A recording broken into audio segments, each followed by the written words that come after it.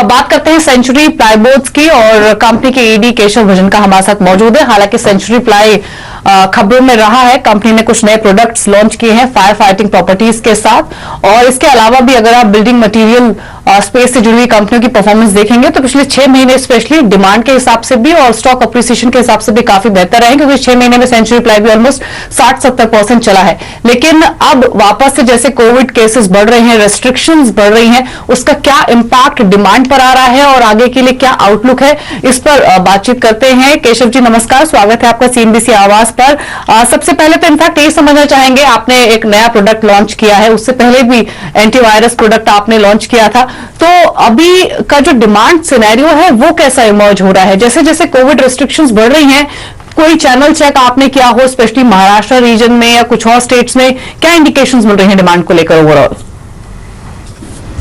देखिए, पिछले 2 क्वार्टर में डिमांड बहुत स्ट्रांग रही है हमारे प्रोडक्ट्स के लिए। तो Q3 हमारे लिए बहुत बढ़िया गया था और Q4 हमारे लिए Q3 से भी बेहतर गया था। लेकिन जैसा आप कह रहे हैं कि कोविड के केसेस काफी तेजी से बढ़ रहे हैं और हमें लगता है कि शॉर्ट टर्म में कुछ पेन हो सकता है, इस क्वार्टर पे थोड़ा दबाव हो सकता है।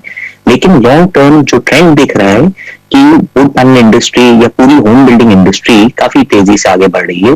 और जो साइकिल था, जो आप जानते हैं पिछले 5-6 साल से होम बिल्डिंग इंडस्ट्री, पूरी हाउसिंग इंडस्ट्री में प्रेशर था, मुझे लगता है कि अब वो साइकिल रिवर्स हो रहा है और वापस हम एक अप साइकिल की तरफ जा रहे हैं। तो लॉन्ग टर्म मुझे लगता है कि कोरोना का यस 1 क्वार्टर के अंदर या 2 क्वार्टर के अंदर प्रभाव रह सकता है, लेकिन उसके बाद प्लाईवुड इंडस्ट्री और सेंचुरी प्लाई बहुत अच्छी करने वाले हैं।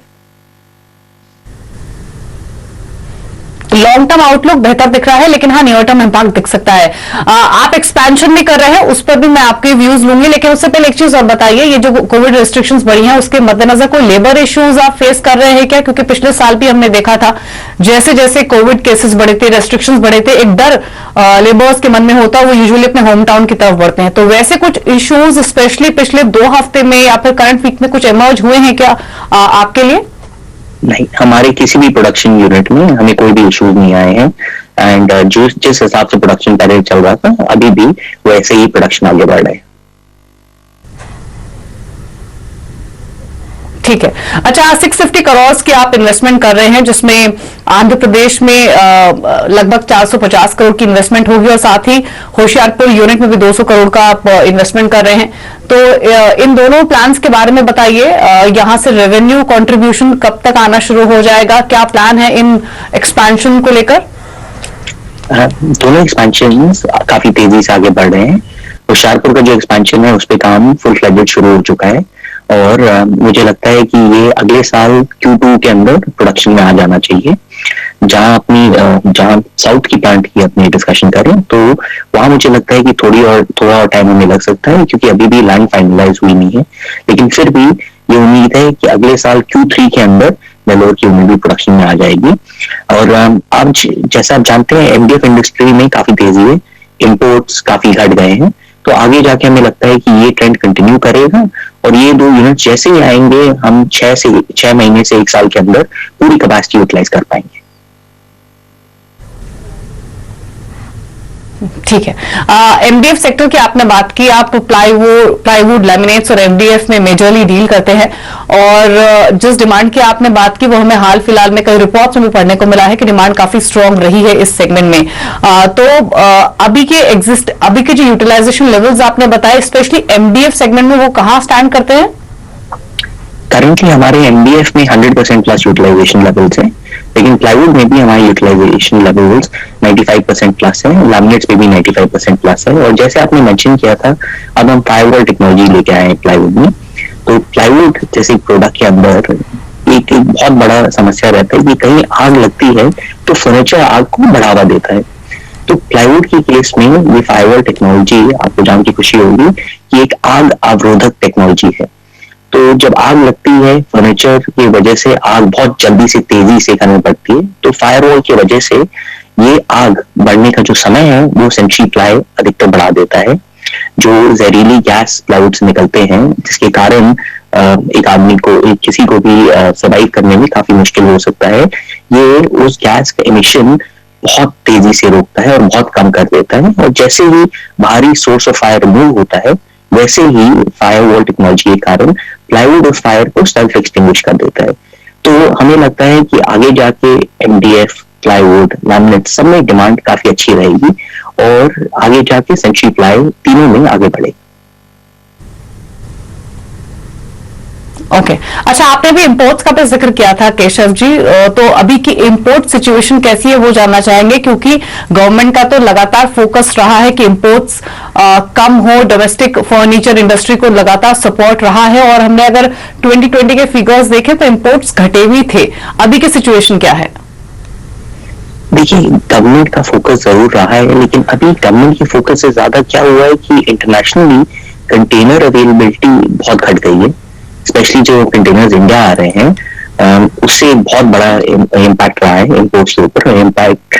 इंपोर्ट्स की क्वांटिटी ड्रास्टिकली घटी है। इसके साथ साथ जैसे कि आपको पता है कि इंपोर्ट के कंटेनर फ्रेट्स, जो फ्रेट है, शिपिंग फ्रेट, वो करीब 4 गुना 5 गुना बढ़ गए हैं। तो वायबिलिटी भी कम हो गई है, क्योंकि कॉस्ट अगर आप एक $300 या $200 पर क्यूबिक मीटर की प्रोडक्ट के बेचें और उसके ऊपर $50 इंपोर्ट कॉस्ट की बढ़ गया हो तो उसकी वायबिलिटी खत्म हो जाती है। तो इस कारण से एमडीएफ और पार्टिकल बोर्ड की इंपोर्ट ड्रास्टिकली रिड्यूस हुई है और ये शिपिंग फ्रेट अब जल्दी से हमें नहीं लगता है कि गिरेंगी, तो इंपोर्ट्स के ऊपर काफी दबाव बना रहेगा। अच्छा, फिर प्राइसेस का ट्रेंड कैसा रह सकता है, क्योंकि डिमांड स्ट्रांग है, इंपोर्ट्स कम हुए हैं और साथ ही रॉ मटेरियल कॉस्ट भी बढ़ी है। ऑलरेडी हमने देखा है कि लैमिनेट्स और एमडीएफ में कुछ प्राइस हाइक पास्ट में हुआ है, आगे क्या फर्दर प्राइस हाइक हो सकता है? देखिए, अभी अधिकतर जो प्राइस इंक्रीज हो रहे हैं वो रॉ मटेरियल प्राइसिंग की वजह से हो रहे हैं। तो जैसे आपने अभी कहा, लैमिनेट्स, प्लाईवुड, एमडीएफ सब में ही हमने प्राइस इंक्रीज लिए हैं और लैमिनेट्स के अंदर करीब 10% प्राइस इंक्रीज हुआ है, प्लाईवुड के अंदर करीब 4 से 5% प्राइस इंक्रीज हुआ है, एमडीएफ के ऊपर 10% प्लस प्राइस इंक्रीज हुआ है। तो इस समय मुझे नहीं लगता है कि और प्राइस इंक्रीज होने वाले हैं, बट अगर और रॉ मटेरियल प्रेशर रहा तो डेफिनेटली प्राइस इंक्रीज होने की संभावना है। ठीक है, तो further price increase roll out नहीं किया गया है। अगर रॉ मटेरियल प्राइसेस बढ़े तो प्राइस हाइक आगे जाते हुए हो सकता है, ये मिस्टर भजनका ने बताया। अच्छा, ये 4 स्टेट्स में इलेक्शंस की वजह से आपके ऑपरेशंस या फिर सेल्स कैसी रही हैं? कुछ इम्पैक्ट वहां रहा क्या? नहीं, कोई खास इम्पैक्ट नहीं हुआ है। थोड़ी बहुत डिमांड पुशबैक जरूर हो सकता है, थोड़ा डिमांड डिले हो सकता है, डिफर हो सकता है, लेकिन ये हफ्ते 2 हफ्ते से ज्यादा नॉर्मली होता नहीं है। तो पास में भी काफी चुनाव आए हैं एंड उनका हफ्ते भर का इफेक्ट रह सकता है, पर उससे ज्यादा नहीं। ठीक है। अच्छा, ये वर्किंग कैपिटल सिचुएशन कैसी है अभी, और जो आप इन्वेस्टमेंट्स कर रहे हैं 650 करोड़ की, इनसे कैसे डील करेंगे? हमारी फ्री कैश फ्लो जनरेशन काफी स्ट्रांग है एंड जैसे आप जानते हैं Century Ply zero debt company है, तो आगे जाके मुझे लगता है कि ये 650 करोड़ में अधिकतर हम खुद के सेल्फ कैश फ्लो जनरेशन से फंड करेंगे और काफी कम, अगर जरूरत पड़ी तो 1-2 क्वार्टर के लिए कुछ लोन लेना पड़ सकता है, but majority of this will be funded from internal accrual.